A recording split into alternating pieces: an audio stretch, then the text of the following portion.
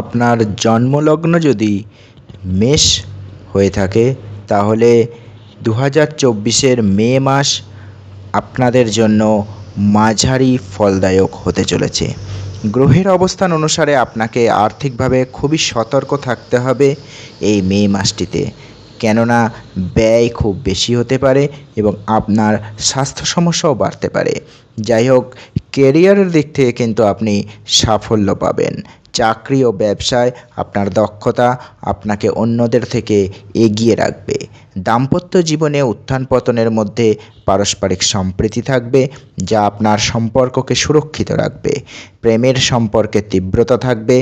বিদেশ যাওয়ার সম্ভাবনা প্রবল এবং যারা ইতিমধ্যে বিদেশে যাবার প্রচেষ্টা চালাচ্ছেন তারা সাফল্য পাবেন এবং আর্থিকভাবে উত্থান পতনে ভরা হবে এই মে মাস। তবে পারিবারিক জীবনে অনেকটাই শান্তি বজায় থাকবে। কর্মজীবনের দিক থেকে এই মাস আপনার জন্য অনুকূল। দশমের অধিপতি শনি মহারাজ গোটা মাসটিতে একাদশ ঘরে অবস্থান করে আপনার কর্মক্ষেত্রকে শক্তিশালী করবে, আপনার জন্য নতুন সুযোগ তৈরি করবে। আপনার ঊর্ধ্বতন কর্মকর্তারাও আপনার কাজের অগ্রগতিতে সন্তুষ্ট বলে মনে হবে এবং এর কারণে আপনি একটি ভালো পদোন্নতিও পেতে পারেন। চাকরিতে আপনার আধিপত্য বাড়বে। আপনার অহংবোধ করা উচিত নয় এবং কাউকে নেতিবাচক কথা বলবেন না। আপনার কাজ দিয়েই নিজেকে সন্তুষ্ট করার চেষ্টা করবেন। এটি করলে আপনি অনেক উপকৃত হবেন এবং মে মাসে আপনাকে আপনার বিরোধীদের এবং বিশেষ করে কিছু নির্দিষ্ট সহকর্মীদের যত্ন নিতে হবে, কারণ তারা আপনার পিছনে খারাপ মন্তব্য করতে পারে। এগুলি এড়িয়ে চলা আপনাকে সমস্যা থেকে বাঁচাবে। ব্যবসায়িকদের জন্য এই মে মাস অনুকূল। সপ্তমের অধিপতি শুক্র আপনার প্রথম ঘরে দেবগুরু বৃহস্পতি এবং শনিদেবের দৃষ্টি পাবে। বিদেশি উৎস থেকেও আর্থিক লাভের সম্ভাবনা থাকবে। ব্যবসায় অগ্রগতি হবে। এই মাসে আপনি আপনার ব্যবসায় একটি নতুন দিশা খুঁজে পাবেন। আপনি যদি আপনার ব্যবসা সম্প্রসারণ করতে চান তবে মাসের শেষ দিকটা তার জন্য বেশি অনুকূল। অর্থনৈতিক দিক থেকে যদি দেখি তাহলে মে মাস আর্থিকভাবে বড় উত্থান পতন নিয়ে আসতে পারে। দ্বাদশে মঙ্গল, রাহু এবং বুধের সংযোগের কারণে আপনার ব্যয় অপ্রত্যাশিতভাবে বাড়বে। আপনি আর্থিকভাবে চ্যালেঞ্জের সম্মুখীন হতে পারেন। তবে ভালো কথা এই যে শনি মহারাজ সারা মাস আপনার একাদশ ঘরে থাকবেন এবং আপনার আর্থিক পরিকল্পনাগুলিকে শক্তিশালী করবেন। আপনি উপার্জনের নতুন উৎস এবং একটি নিশ্চিত উপায় খুঁজে পাবেন, যার মাধ্যমে আপনার অর্থ আপনার কাছে আসতে থাকবে। ব্যবসা থেকেও অর্থ আসার সম্ভাবনা রয়েছে। মাসের দ্বিতীয়ার্ধে রবি এবং শুক্র দ্বিতীয় ঘরে গমনের কারণে আর্থিক লাভের প্রবল সম্ভাবনা থাকবে। আপনি সম্পদ সঞ্চয় করার ক্ষেত্রেও সাফল্য পাবেন এবং আপনার ব্যাংক ব্যালেন্স বাড়তে পারে। তবে দ্বাদশে মঙ্গল ও রাহুর অঙ্গারক দোষ আপনার পক্ষে ঝুঁকিপূর্ণ হিসাবে কোনো ধরনের অপরিকল্পিত বিনিয়োগ এড়িয়ে চলবেন। স্বাস্থ্যের দিক থেকে কিছুটা দুর্বল।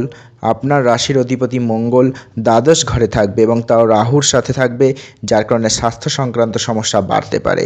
মঙ্গল ও রাহুর অঙ্গারক দোষ এই স্বাস্থ্যক্ষেত্র সমস্যাটাকে আরও তীব্র করবে। বুধের সাথে থাকার কারণে আপনার ত্বক সংক্রান্ত সমস্যা, চোখের সমস্যা এবং যে কোনো ধরনের অ্যালার্জি বা র্যাশ বেরোনোর সম্ভাবনা দেখা যাবে। এর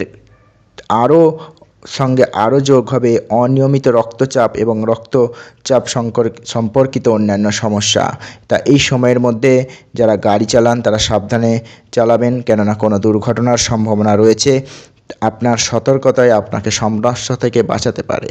প্রেম ও বিবাহ, আপনারা যদি আপনার প্রেম জীবনের দিকে তাকাই, পঞ্চমের অধিপতি রবি মাসের শুরুতে প্রথমে থাকবেন, যার সাথে শুক্র এবং বৃহস্পতির মতো গ্রহগুলিও উপস্থিত থাকবে এবং সপ্তমে দৃষ্টি দেবে।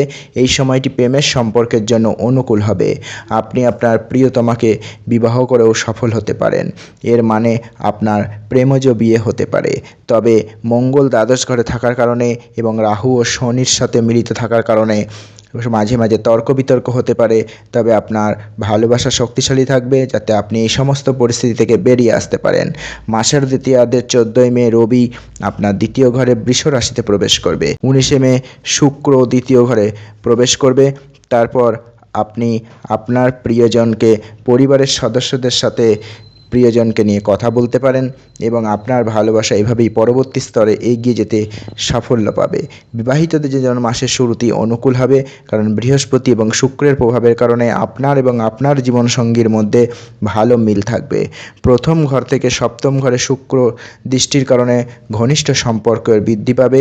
তবে প্রথম ঘরে রবির উপস্থিতির কারণে আপনি একটু অহংকারী হয়ে উঠতে পারেন এবং কিছু বাকবিতণ্ডাও দেখা দিতে পারে।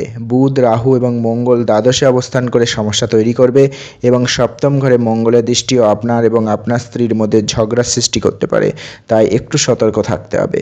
যাই হোক, 14ই মে রবি দ্বিতীয় ঘরে যাওয়ার সাথে সাথেই এই সমস্যাগুলো কিছুটা কমে যাবে এবং পারস্পরিক ভালোবাসা বৃদ্ধি পাবে।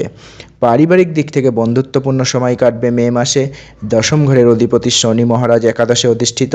বৃহস্পতি, শুক্র ও রবি থাকবে প্রথমে।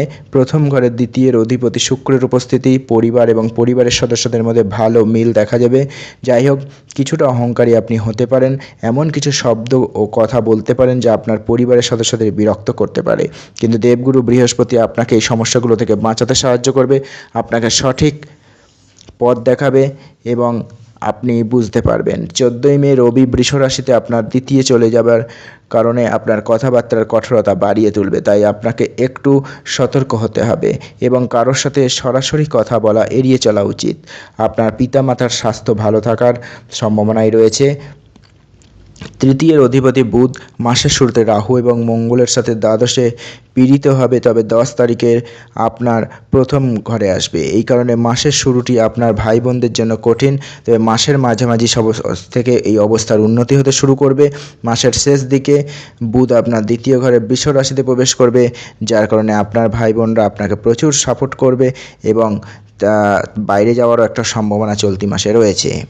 প্রতিকার হিসেবে আপনারা গুড়ের লাড্ডু বানিয়ে প্রতি মঙ্গলবার গরুকে খাওয়াতে পারেন এবং বৃহস্পতিবার কপালে হলুদ বা জাফরানের তিলক লাগাতে পারেন। ভিডিওটি ভালো লাগলে অবশ্যই লাইক করবেন এবং চ্যানেলটিকে সাবস্ক্রাইব না করে থাকলে সাবস্ক্রাইব করতে ভুলবেন না। নমস্কার।